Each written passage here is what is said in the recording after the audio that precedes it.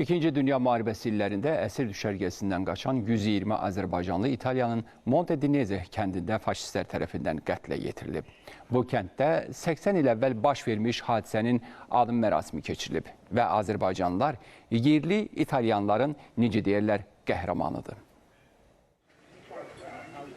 Bu lövhədə yazılıb faşistlər tərəfindən qətlə yetirilmiş 120 Azərbaycanlının xatirəsinə.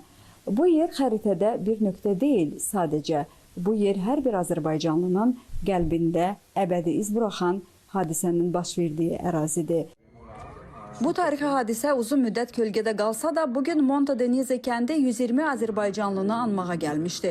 İtaliyanın Bergamo vilayətinin Alzana Lombarda bələdiyyəsinin Montedineze kəndində 12 aprel tarixində 80 il əvvəl baş vermiş bu dəhşətli hadisənin il dönümü hər il qeyd olunur.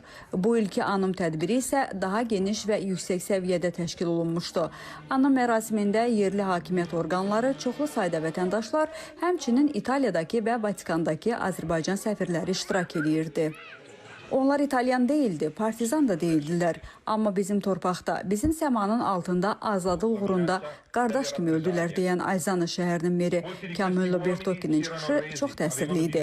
Ölkəmizin İtaliya və Vatikandakı səfirləri də çıxışlarında İtaliya müqavimət hərəkatına qoşulan Azərbaycanlıların xatirəsinin əziz tutulduğuna görə Azərbaycan hökuməti adından təşəkkür etdilər.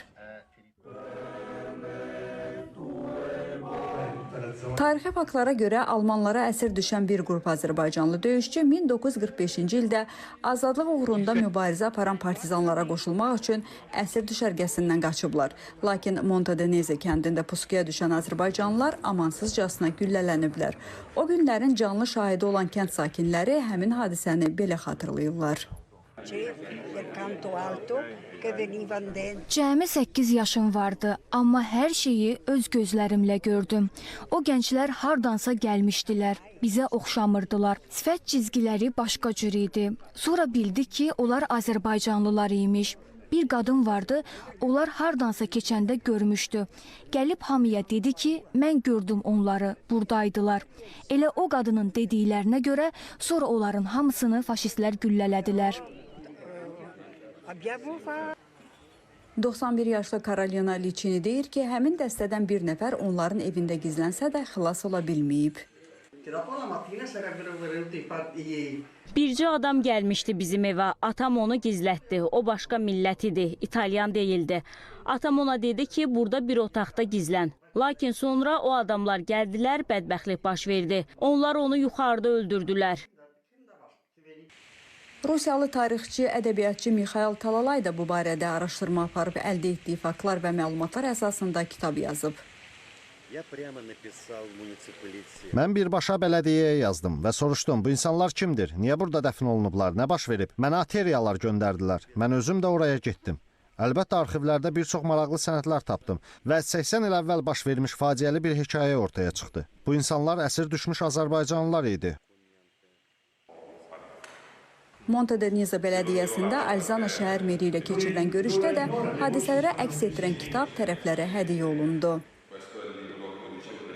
Bizim bu şəhərə gəlməyimizin təşəbbüskarı Alzana Lombarda şəhərinin meri olmuşdur, dəvət etmişdir ki, onlar bugün 120 Azərbaycanlının bu şəhərdə xatirəsini anacaqlar və biz də səfirlik olaraq bu tədbirdə iştirak edirik. Şəhər rəhbərliyi olaraq biz bu tarixi hadisəni dərinliklərinə qədər araşdırmaq və bu acı hekayəni həm şəhərimizin sakinlərinə, həm də bütövlükdə Bergamo vilayətinə çatdırmaq niyyətindəyik. Sonda Pandemonium teatr truppasının təqdimatında hadisə ilə bağlı faktlar bədii janrda təqdim olundu. Günay Məmmədova, Azərbaycan televiziyasının Almaniya bürosu, İtaliya, Montedineze.